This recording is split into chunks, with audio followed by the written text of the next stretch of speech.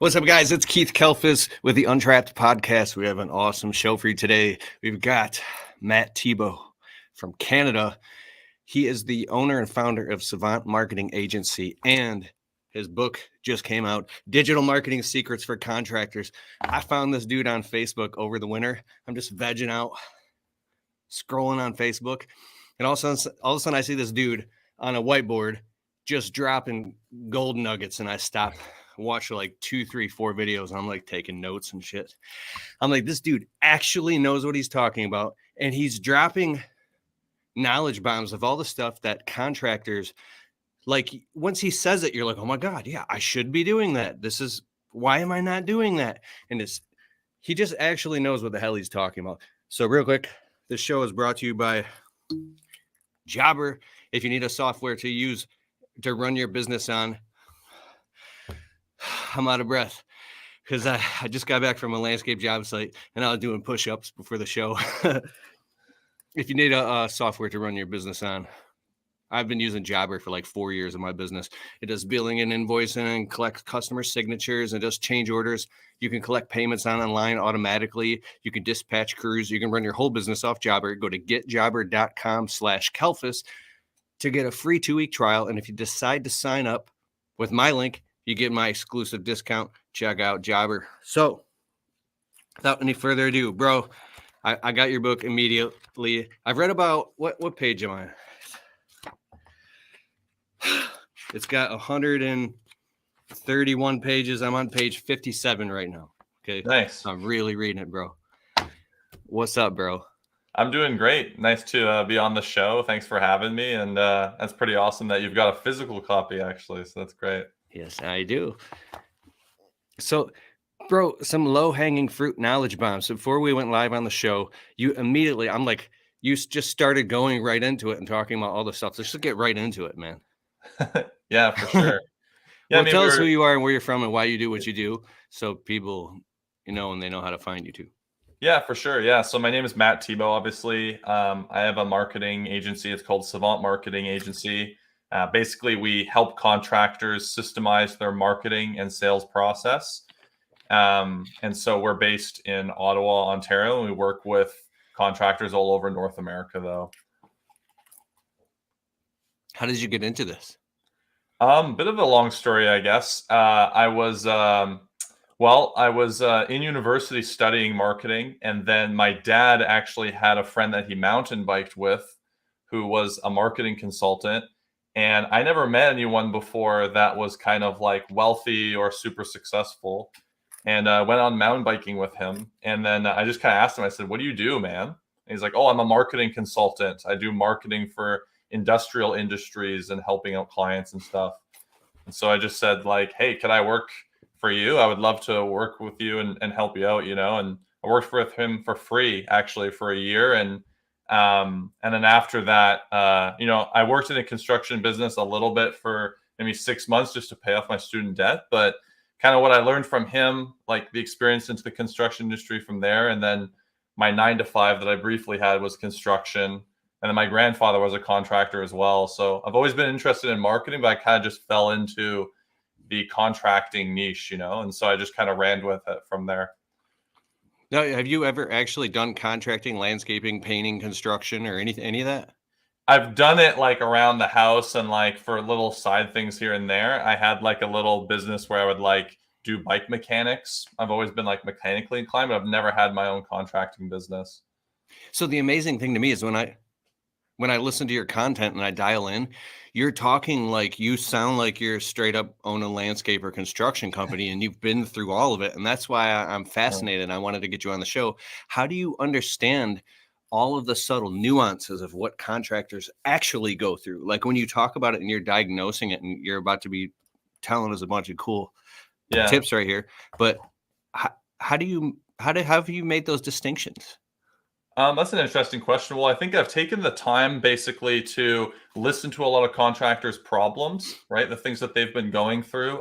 Like I do hundreds of phone calls with them. The other aspect as well is just like, it's been something I've been exposed to a lot. So like I said, like my grandfather, things like that. So it's something that I've been exposed to a lot. It's just I've never been the person who's actually owning it, to be honest. So I understand what they're going through. I enjoy the marketing aspect. Bro, love it. All right. Now, I was saying you started getting right into it, talking about getting in the habit of taking pictures and all that stuff. Yeah. Can we talk about that? Yeah, for sure. Absolutely. Some of the things that contractors can do, identifying low-hanging fruit that you can do to give your business more visibility, increase your marketing, low cost, no cost marketing things to start with. Like when I say low hanging fruit, I mean like that. How can people get a lot more leads flowing and more their phone ringing a lot more and position themselves as a credible business that stands out, against their competition? Even if you are just a little tiny business, how can you, really do that? Yeah, absolutely. So the first thing is like you were saying, a lot of the people listening are so busy that it's kind of like, okay, like what do I actually do? If I had to do one thing, like what would it be? Because I don't have a lot of time. And so if you're going to be doing the work, if you're going to be going out and doing landscaping jobs and all that, it's better for you It's cutting to out in really that bad. moment. What's that? Sorry? Let me make sure my internet's off. Completely frozen. What's going on? Yeah, it should be good. Can you hear me now? Yeah, it cut out for like 10 seconds. So go back to Okay. what you were saying. Yeah, I was just saying that like if you're going to be going out and doing jobs, right? Then you might as well start building a portfolio, right? Like you might as well start capturing those jobs that you're actually doing. And so if you're always busy, if you're always doing these things, you might as well just take a moment, snap a before and after picture, that kind of thing. Because what I call that is building out what's called proof assets. So basically, in the beginning of when you're starting a business, you're going to lack a lot of proof, which is like testimonials, pictures of your work, basically things that are going to show like, hey, I actually know what I'm doing, right? Because when a homeowner is looking to hire you, they're basically just hoping, okay, can you actually do a good job? And are you actually going to do the things that you're saying you're going to do, right? And so in the beginning, the best things that you could be doing are gathering what I call proof assets. And so that would be like pictures, right? Like just snapping quick pictures of your work and really showing like, what did we actually do? Before and after pictures are the best thing that you can show because you're demonstrating like, here's what it looked like before and here's what it looks like now. So someone actually has like a level of comparison, right?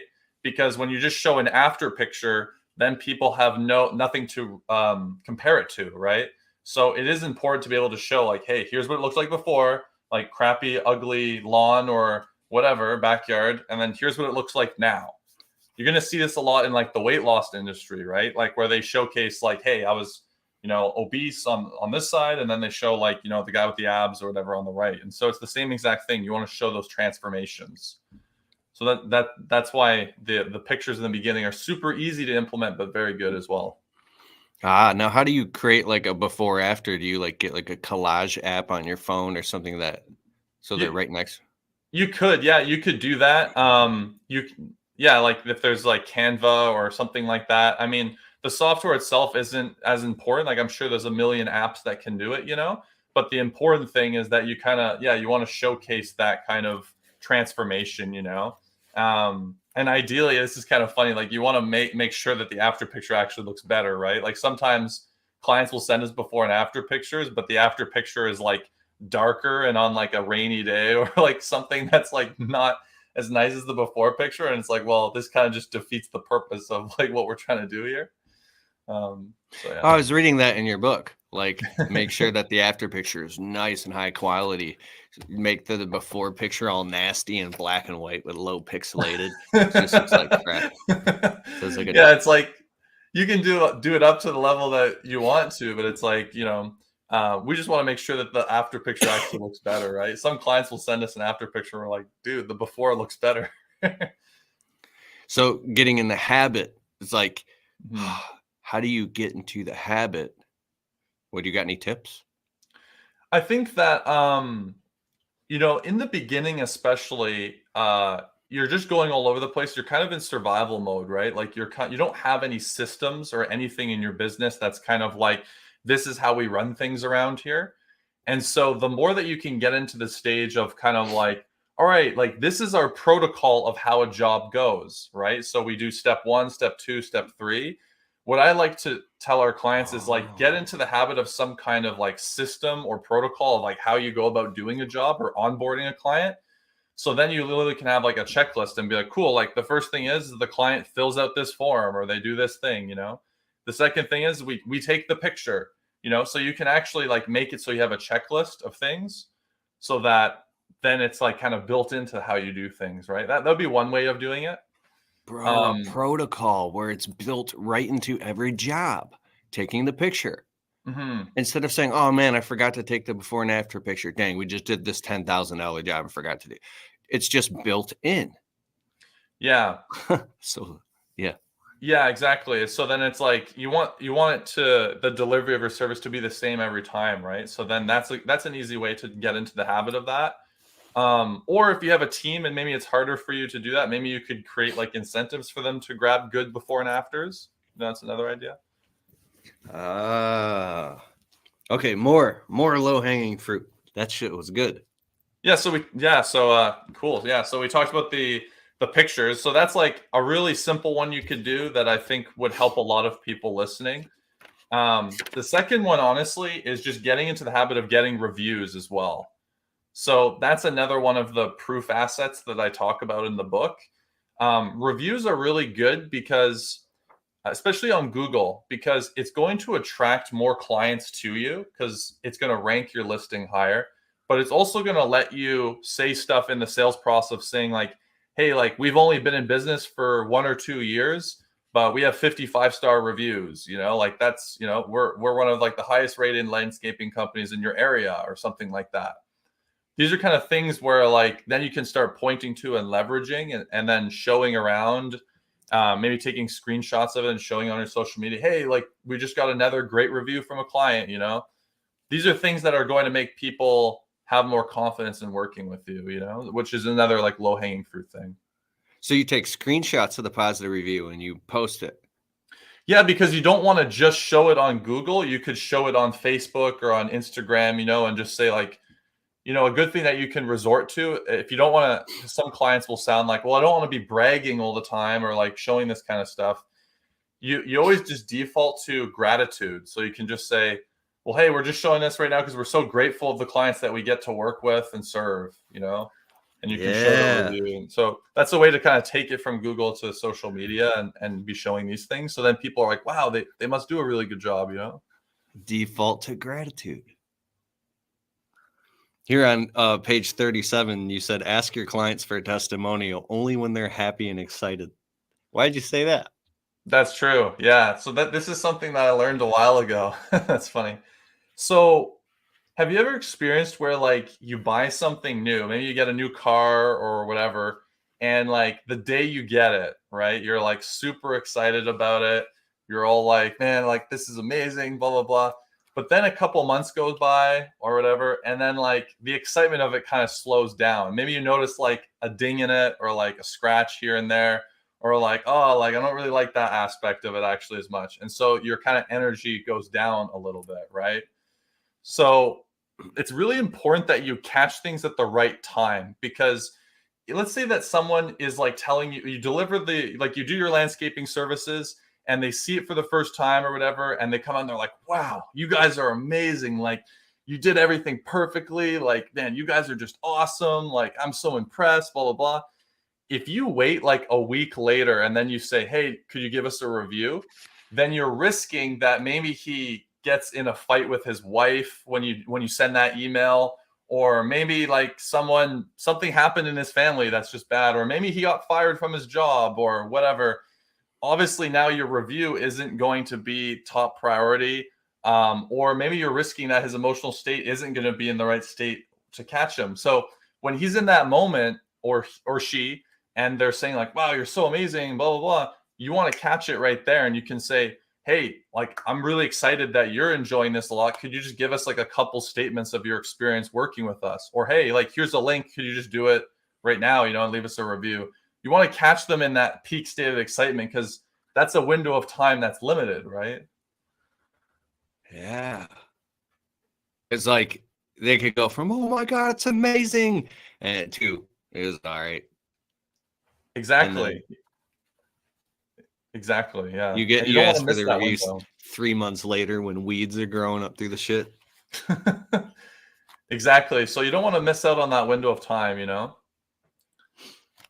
Man, you got so much good stuff in here, and the book is so organized.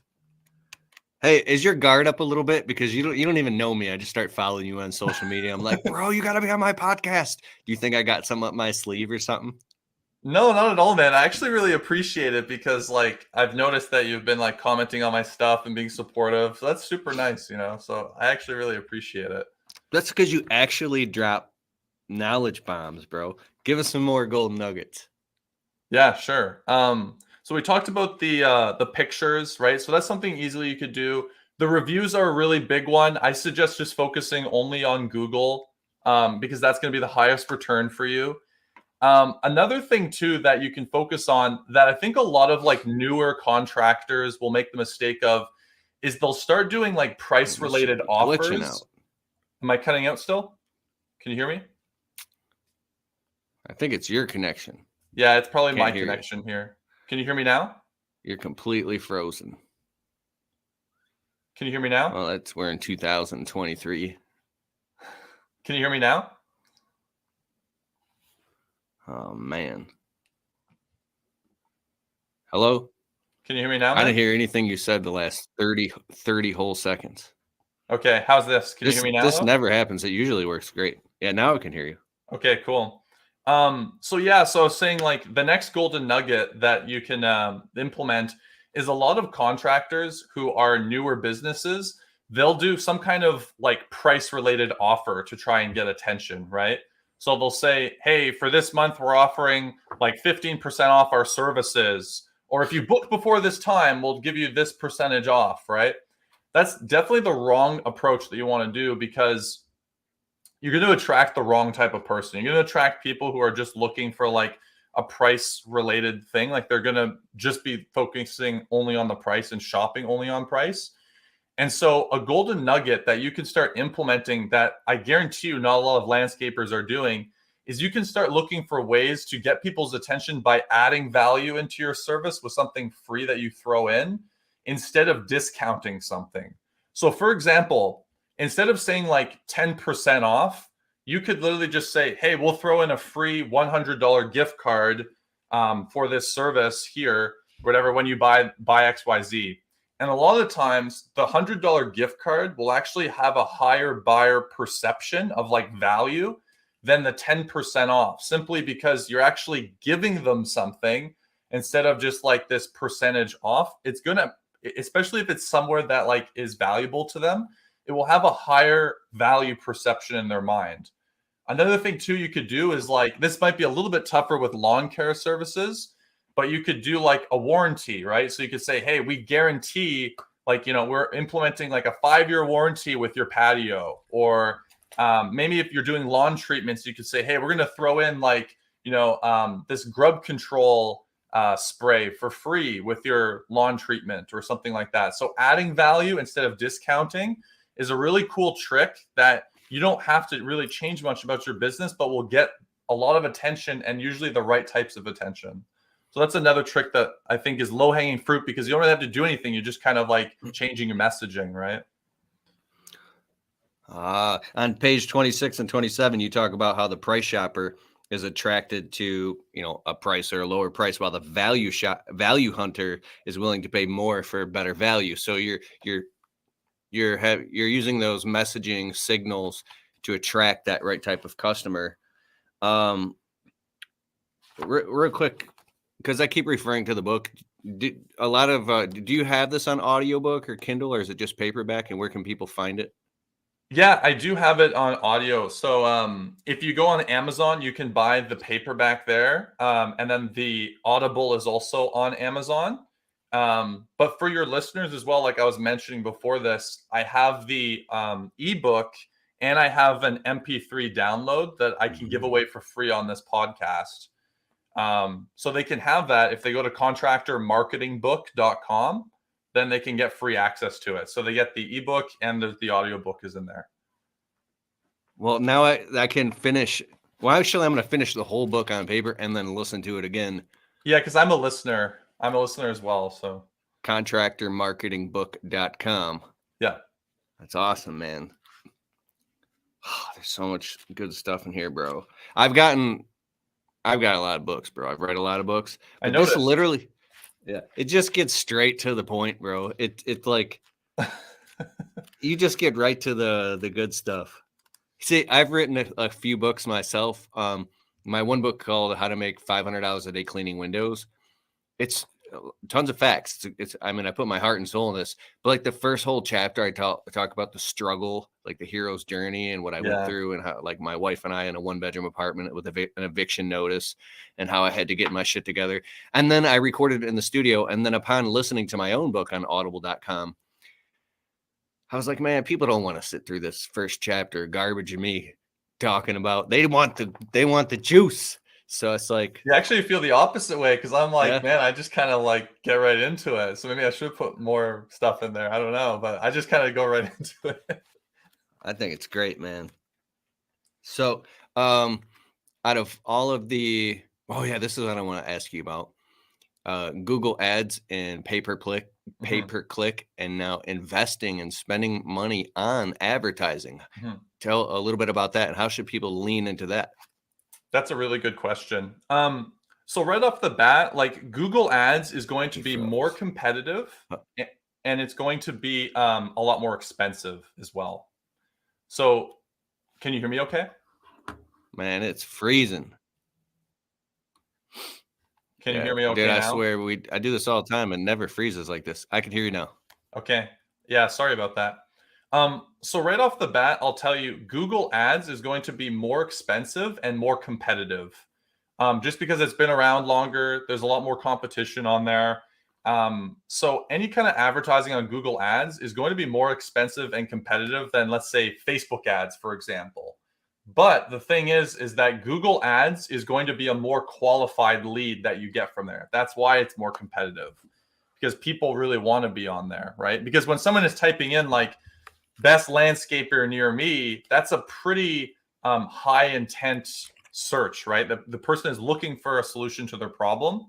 And so Google Ads is going to be a very qualified lead, but they're going to be more expensive. And so just keep that in mind. Like, if in your first couple of years, Google Ads might be something that might be a little bit further down the line for you. So then that means that Facebook ads would be a really good option to start with, because now you're getting these before and after pictures like we talked about. Maybe you come up with that offer, like I also mentioned, where you throw in something free, right? So you could put together a pretty simple Facebook ad and do it for like, $5-10 a day. More obviously is better, because then you're going to have more exposure. But if that's all that you can do, then that would be a really good way to start getting into advertising from there. So Facebook is definitely, like, you're going to have less quality leads that come through there, but you're going to be able to get into the advertising game like less expensively, and be able to start generating your own leads and not just rely on referrals, for sure. So I have taken like 11 Facebook ads courses, and got certified in some stuff for Facebook ads. And I also, since 2016, I've been doing Facebook ads, and then Google pay-per-click, and now YouTube ads, and running a full-time landscaping business with employees and having a media business. I kept repeatedly coming up short on time. And when I did run Facebook ads, they weren't optimized. So I finally broke down, and I have 2 different ads people who I hire. And one, I have a Google ad specialist, and then I have a Facebook ad specialist, and then I pay them their fee, and then we run ads, and then I can just come in and tweak and tune and optimize the campaigns or turn things off, and they help me with that. But it's like, so for somebody who's constantly stuck working, how can they simplify or get into the Google ads, or should they hire somebody? Like, what do you think is the best route?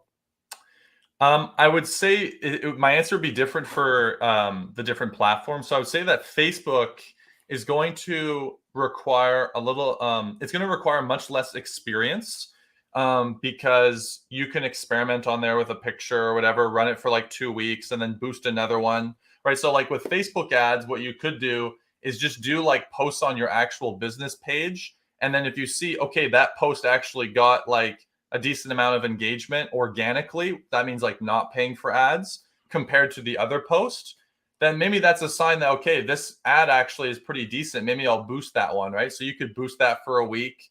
And that's like fairly simple for like, any beginner to do. There's two aspects to a Facebook ads. There's like the back end one, and then there's the front end one where you just boost. And so just doing the boosting feature, like most people could figure that out.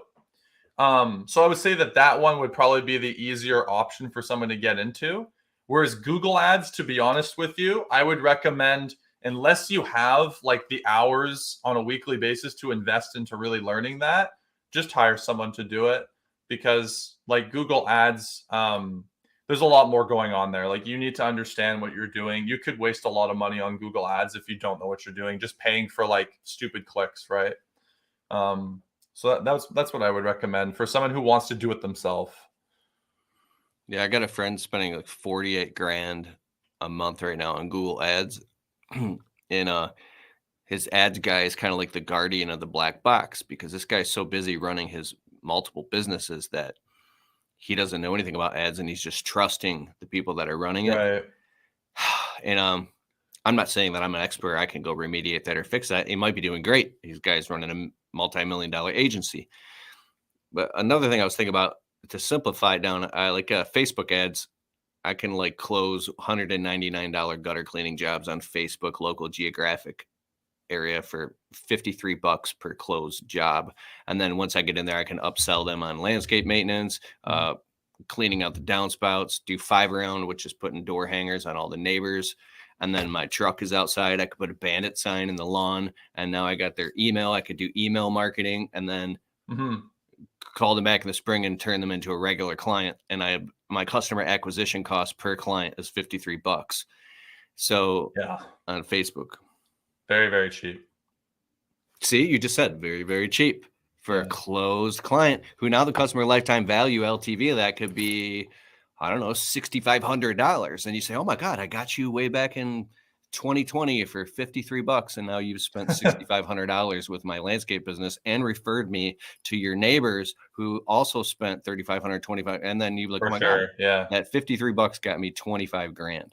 So yeah, that's another, like we were talking about low hanging fruits. It's like, I'll tell my clients, like, if you want to start making more money per lead that you land, like per job, then just start like putting out door hangers to like, 5 houses to the left, 5 houses to the right, like maximize the job that you got, right? The referrals you get from that. So that sounds like that's what you're doing.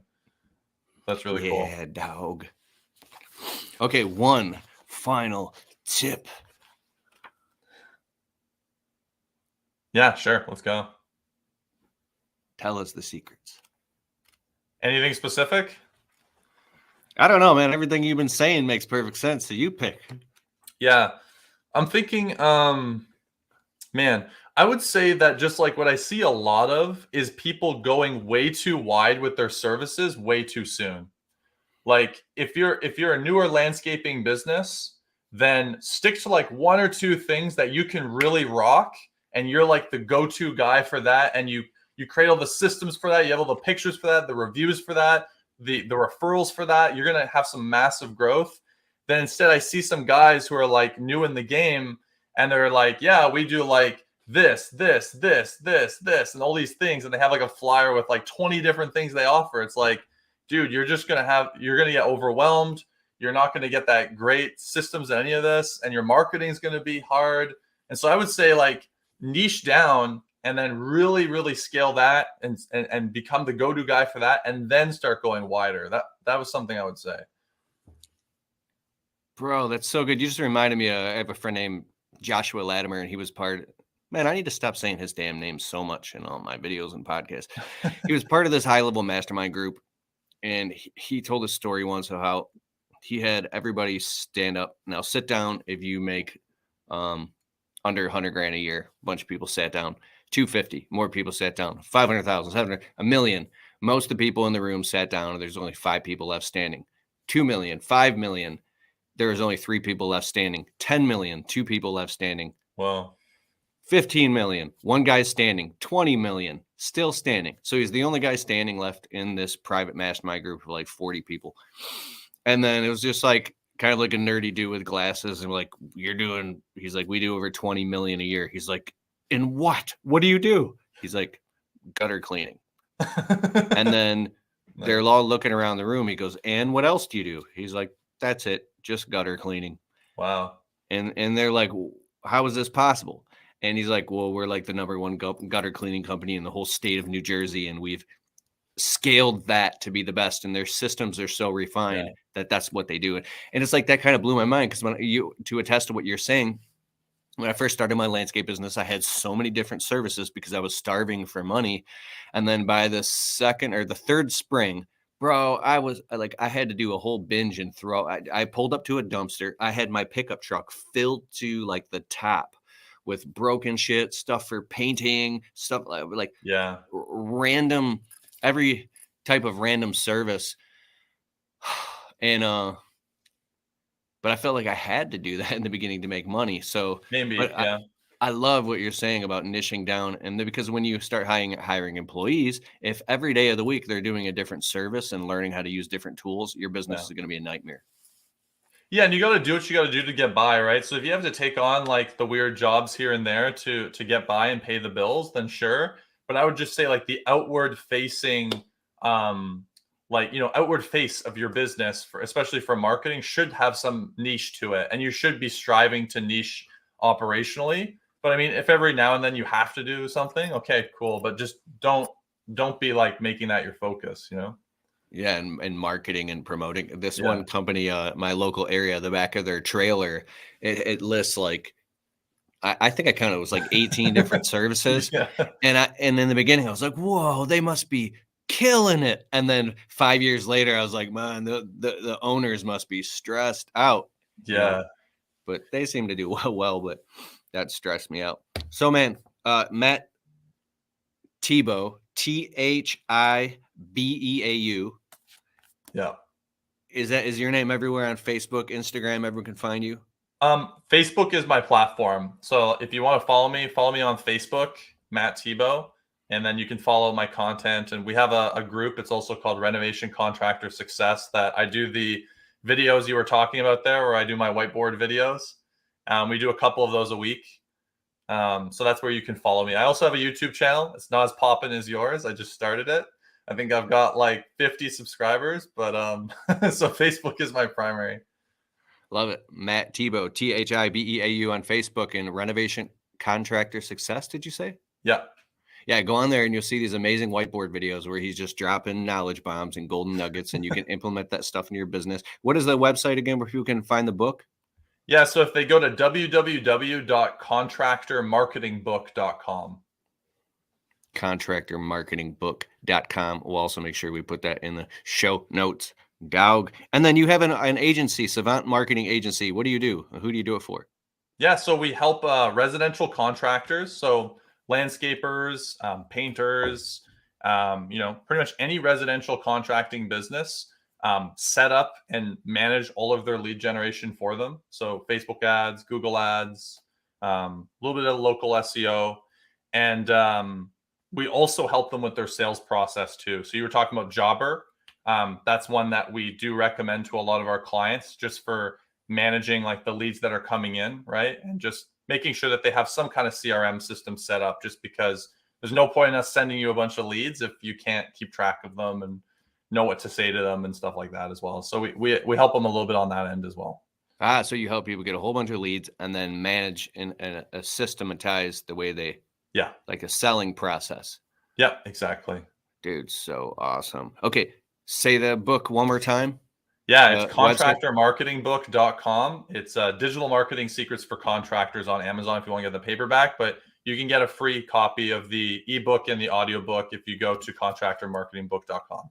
Here it is right there. Look, if you're watching this on the Untrapped Podcast YouTube channel, there it is. So you can see his name. If not, listen, or rewind back, go back, type it in. You got to read this book. It's awesome. Thanks so much for being on my show, bro.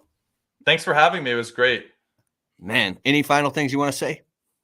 No, I'm good, man. I said everything I want to say on this, and I appreciate you guys listening. Love it. Peace. Ending broadcast.